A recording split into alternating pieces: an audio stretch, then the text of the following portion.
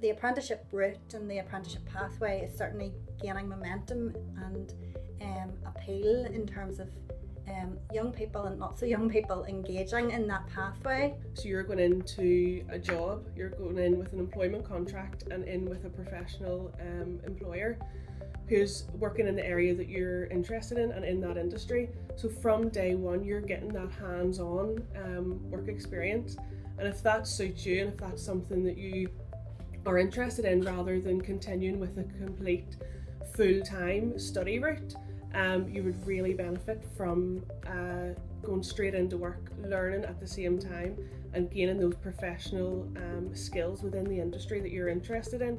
We were out talking recently with a lot of employers in a forum that we put together, and the majority of them were telling us that they want apprentices more than they want graduates. The reason being that an apprentice starts from a young age and develops with that company while also earning a qualification, and then when it comes to the end of their qualification they are more able on site to do the jobs that they need, as opposed to a graduate coming from university, book smart, but is unable to do the jobs that are asked of them on site. They get to know the actual job itself, and I feel that there's more learning because there's more hands-on. Okay, so it's not only like a once a week, it's like a thorough, like training.